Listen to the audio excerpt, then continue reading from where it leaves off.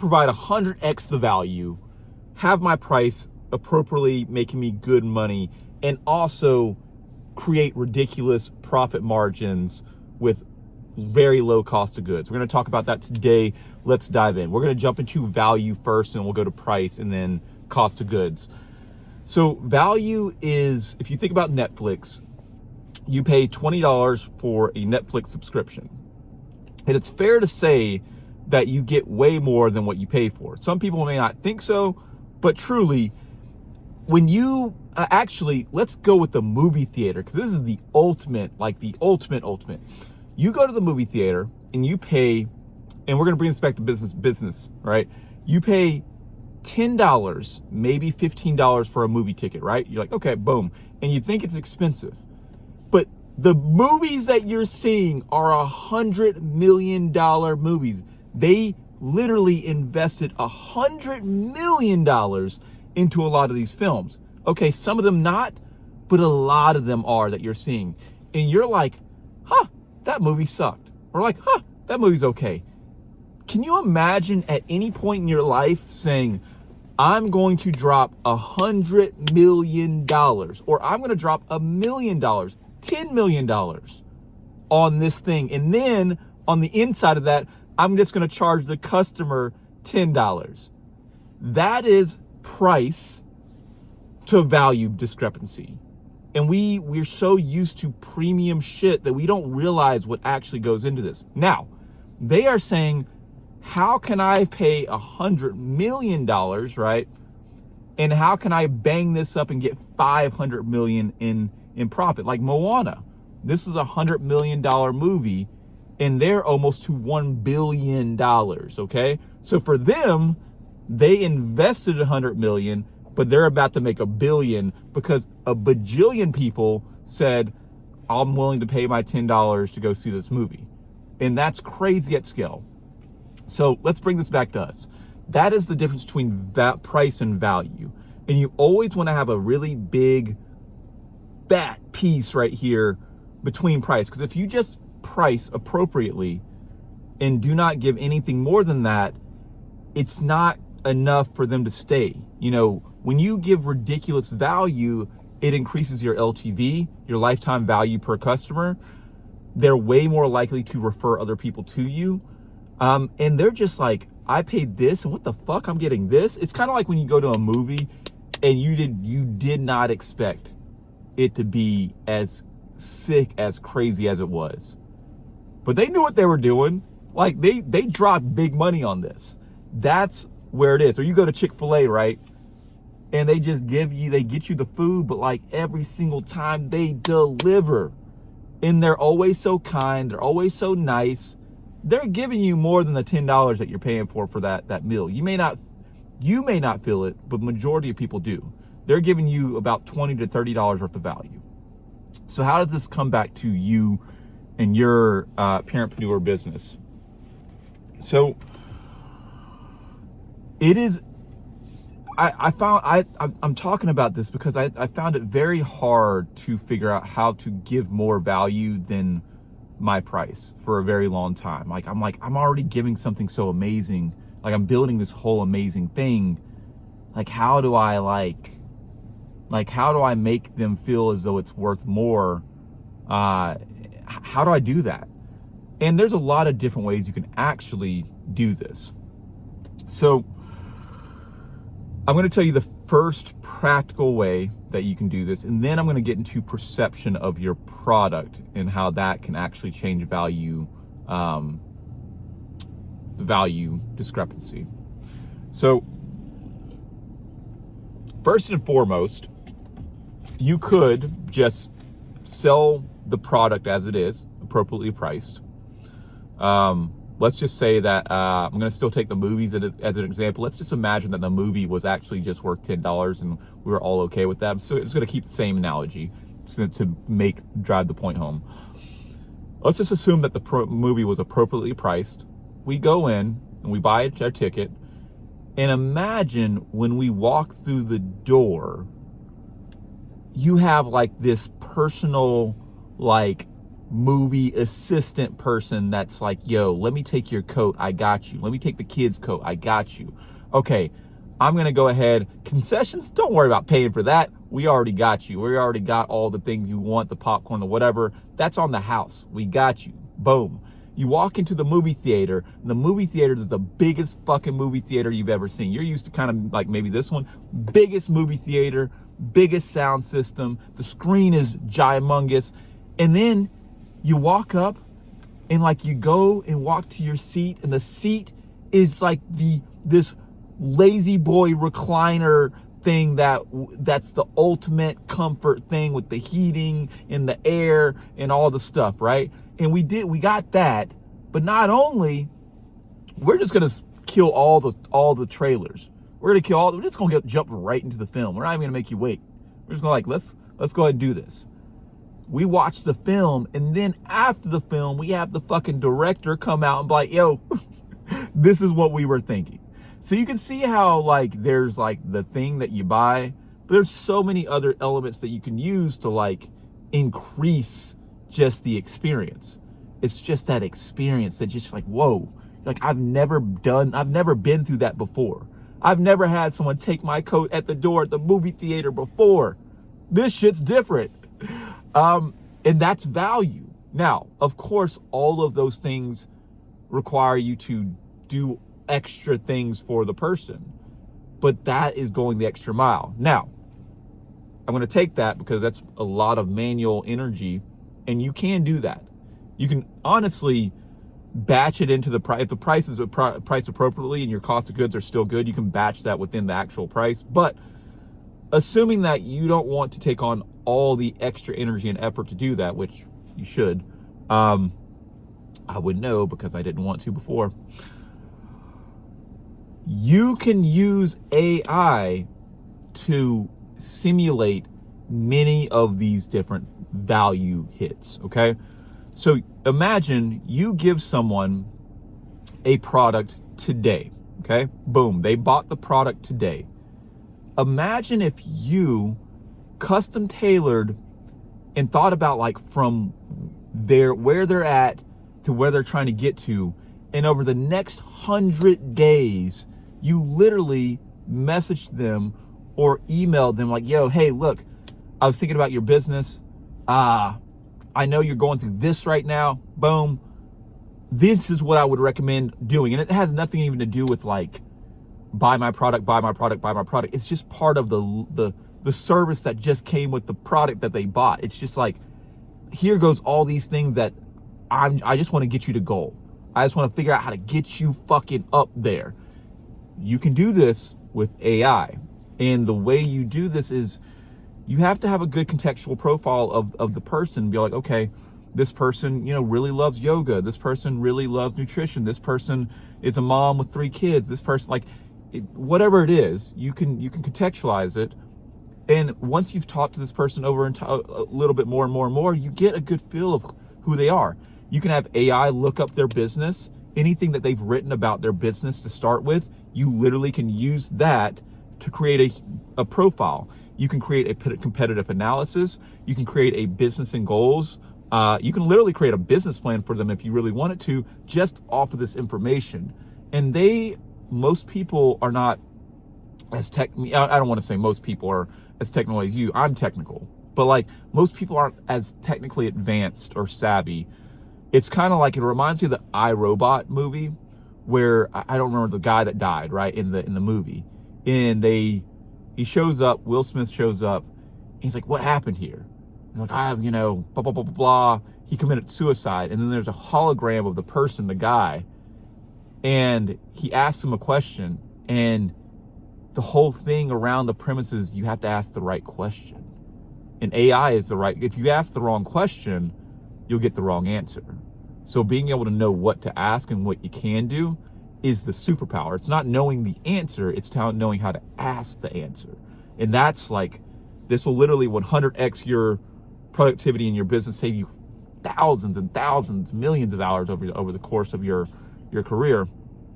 And so with that, you literally could say you got the profile of the person, Okay. One, this is just really important in general. Instead of them being like a number in the system, now you just really care about like the stuff about them. You're like, oh, they like this and like this chocolate, and they blah, blah, blah, blah, blah. You have a whole profile. Before, this took a long time to do. People still did this. It just took hours to do, days to do. Now you're able to just do it like 100x faster. You can literally create a whole customer profile in like 10 minutes. Truly, truly every single customer, you literally, okay, you know what? I know this about them. They bought this before. You know, they really like this. They do dancing on the side. I don't fucking know. Like you just, what the things that you already know, you throw in there and it can contextualize all the stuff. Now, here goes the actionable part where we take the product that we sold and just superpower the value all the way up to 100x. 1,000x, honestly, over probably the LTV of the, I'm just going to talk about 100x right now. You know, yes, you can do 10x. Yes, you can double. I want 100x discrepancy between the price, right? So if someone paid me, you know, $5,000, like I want to provide $500,000 worth of value over their lifetime, okay? Like that's the level I'm trying to get at. Yes, you can say $5,000, $50,000 worth of value. That's a lot of fucking value. Yes, you can say $5,000, you know, $10,000 worth of value.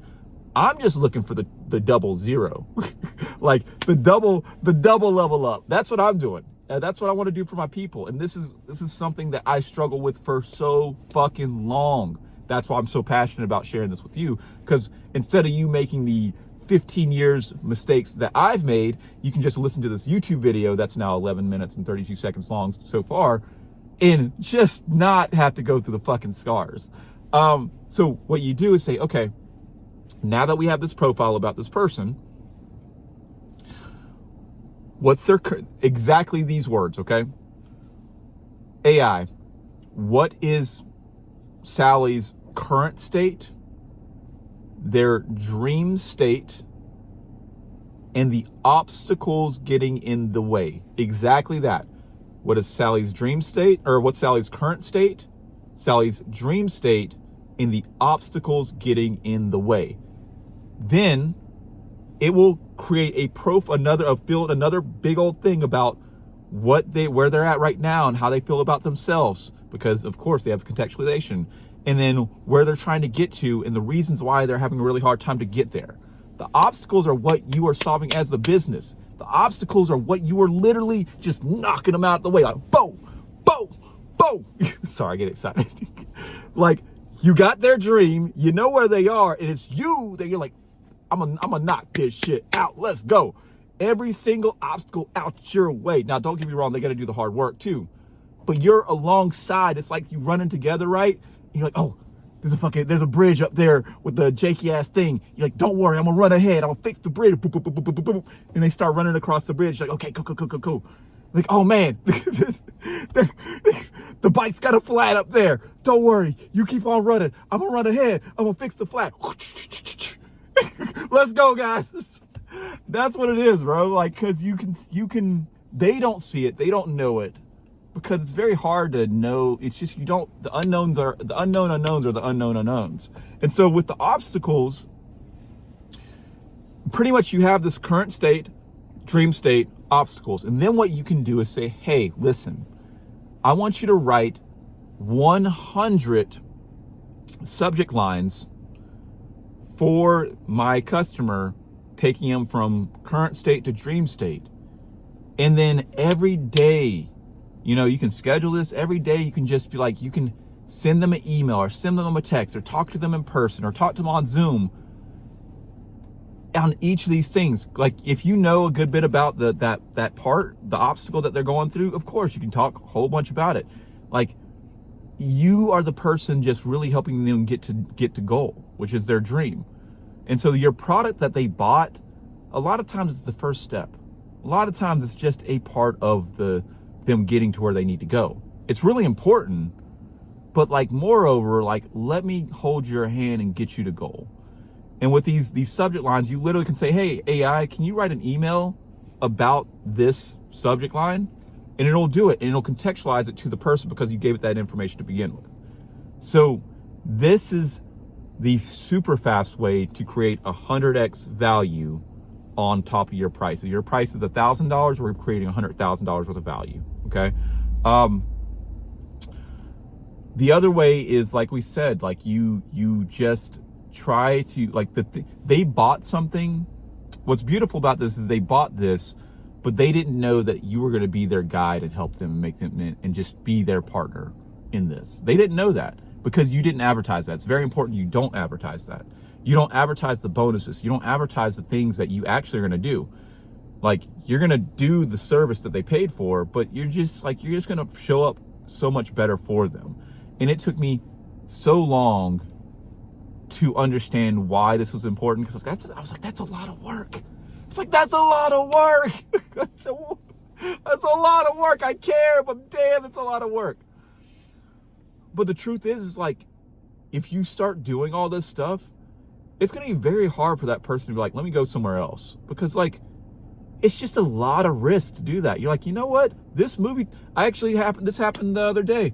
Regal. I love my Regal theater that I go to. I was like, okay, I have another one that's closer to the house, literally 20 minutes closer to the house.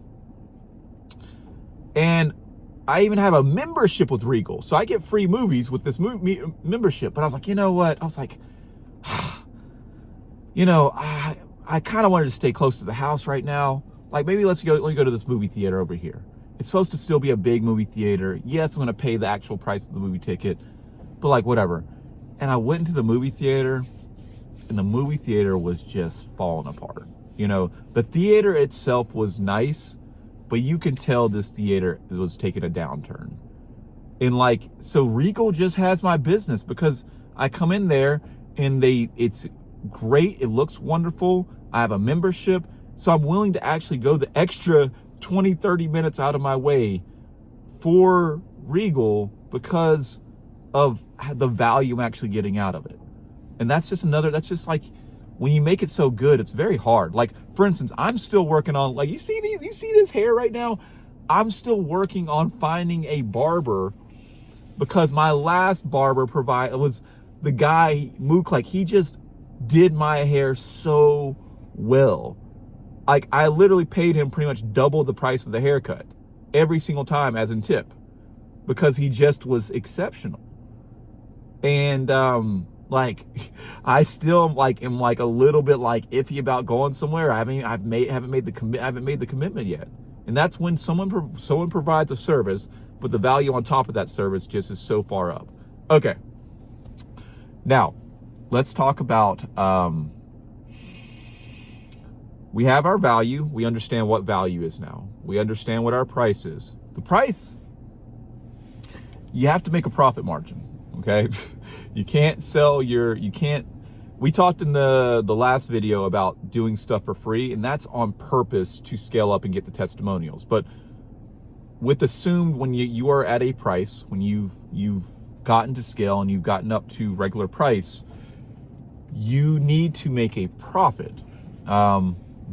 For obvious reasons. But the thing is most people, they don't understand cost of goods. Where they see what the product cost, right? They're like, oh, you know, I'm gonna make some bracelets. And they're like, okay, I go to the store, okay, it costs me like, I don't know, like $10 for the supplies, so I guess I'll sell the bracelets for $20. You can do that. I'd advise not. That's only a 50% profit margin. And that's not including your time labor that's also included that you're having to sacrifice in this. I'm not even gonna get into time labor at all for what you have to do because you're an owner. Like, this is an investment for you. But I will talk about the actual physical goods that you have to, that you're the cost that you're incurring. So if we take the bracelet example, we'll stick there. One, I don't advise selling a $20 product because there's so much volume that you have to do per person. But because we're here, we'll just talk about it for a second. I would recommend, so what you want to do is I would recommend looking at the price first, or the cost of goods first, and then figuring out your price, okay? Be easier to do that. Now, there are certain things that people are only like willing to pay for at a certain point, right? My Chick-fil-A sandwich, like, I'm probably only willing to pay like $10 for that on the go type of thing. And so I'll give you both ways to work backwards. I'll work backwards from the price, and I'll also go from cost of goods to price. Let's start with cost of goods to price, easier to do. So let's take the bracelet stuff, for example. You're like, okay, I bought all this supplies. Like, how many bracelets can I make out of this supplies? So let's assume that you spend, $100 on bracelet supplies, okay? Across the board, the beads, the strings, all the things. Now, if you can make 100 bracelets from that 100 bit of supplies that you bought, your cost of goods are $1, okay? Which is great. Let's just make it, let's double it up. Let's just say you can only make 50 bracelets from that $100 cost, like the $100 bulk that you bought for all the materials, okay? It costs you $2 then to make a bracelet. Now, if it costs you $2 to make a bracelet, you are in business, because what you want to do is the amount that it costs you, $2, you want to add a 0 to that. That's all you do, add a 0. I'll explain why in a second. So it costs you $2 to make, you're going to charge $20 to make it. Okay, and you're like, well, that doesn't seem fair. It only cost me $2. Why should I charge them $20 if it costs me $2? Price, remember, the price and the perceived value. So really, you're making, if you can get this right, okay, you got a bracelet that costs you $2 to make. I'm not talking about time and labor. I'm going to take that out of the equation. You're able to sell it for $20, okay? Now, remember, we want the value discrepancy between the $20 to be a lot. The value should be at least $200, okay? And that might just come from your craftsmanship. You've been making bracelets for so long that you're able to make really beautiful bracelets that someone looks at and like, that's like a $200 bracelet and I'm getting it for $20? What the fuck? Like, I've seen these things before, you know what I mean? So it only costs you $2. You charge $20. The perceived value is $200, the gap. That's a 90% profit margin. That's assume that you don't have any other operational expenses, blah, blah, blah, blah, blah. I'm keeping this as simple as possible. There are other things that come in play, but like, you pretty much charge $20. It costs you $2 to make. You pocket $18 per bracelet. Now, if you mess up a bracelet, guess what? It only costs you $2 to make it. So you can make it again for the customer and just take the cost. You can literally fuck up 3 or 4 times if you really did it. And you still would be in the clear. You can mess up 5 times. 5 times and you'd still have $10. Like, that's insanity. Imagine if it only cost you $1 for that bracelet to make, and you're able to still charge $20. That's a 95% profit margin, which is insane returns. Let's go. We need our money. We need our money. So I like to have my profit margins anywhere from 80 to 95%. Now, there are places where you can get 99%. 99% pretty much means that it costs you 1% to make that product. So for instance, because it took me a minute to understand, like, up from 90 to 95 to whatever. So for instance,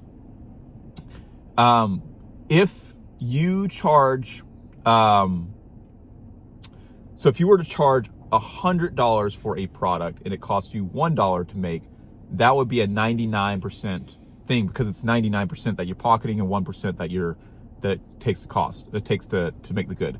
More accurately, very hard for that to run, maybe in software, but more accurately, it might be like something for $10 that you can create, and then you are able to charge $1,000 for it. Hard to do. That's why I'm not talking about 99% profit margins. But look, the more and more you can get your profit margins up, the more you can invest in the business, the more you can do all sorts of other things, right? So that is just a bit about cost of goods, taking cost of goods, and then figuring out a price from it. Now we're going to work backwards and say that like there's a certain price that your market is willing to pay, but probably not above that, and you can work it backwards. So let's just say, for instance, my Chick-fil-A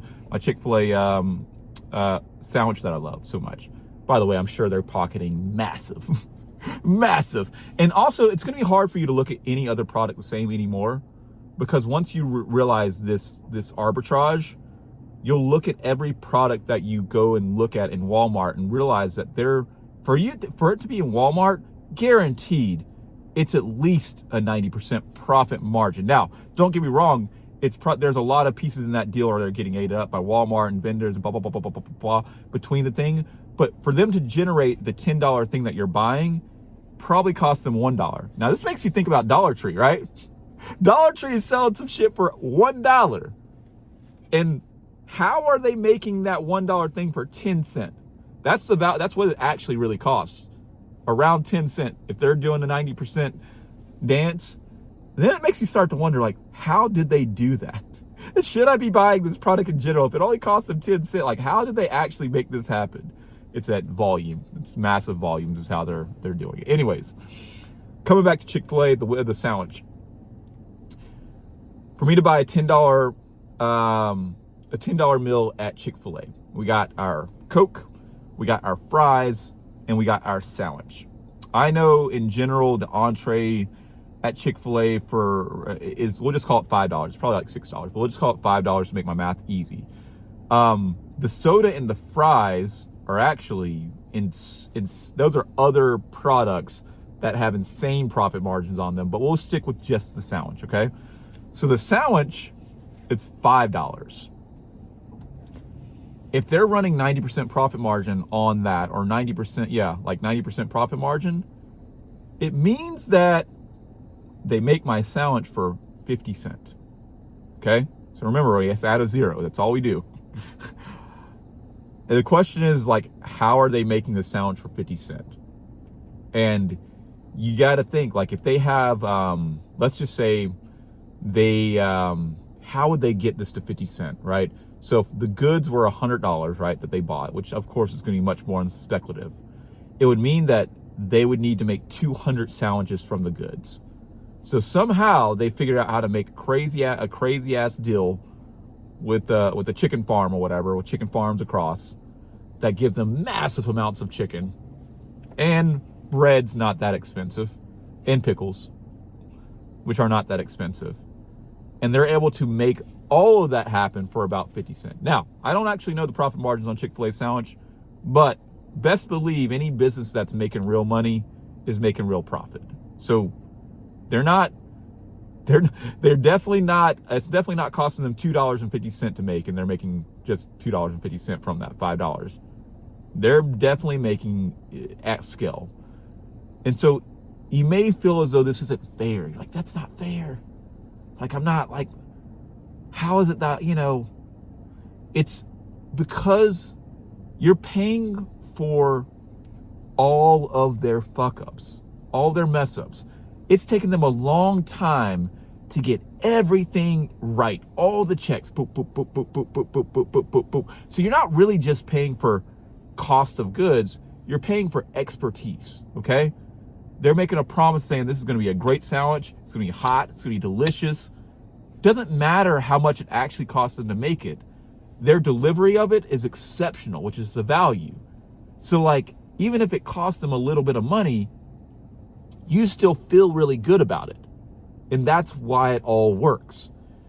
You as a business owner need to catch your cost of goods down as low as possible, 90%.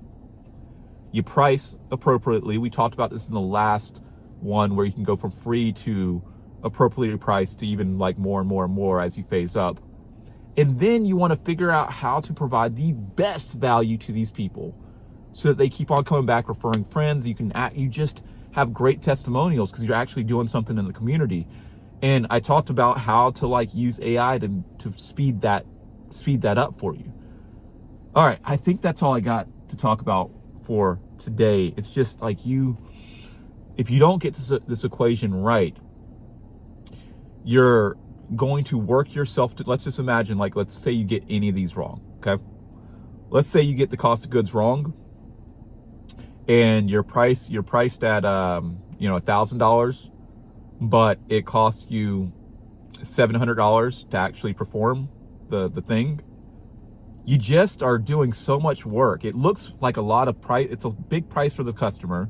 You're actually not even taking that much money home from the pie. So you're gonna start to get frustrated with the customer and all that stuff.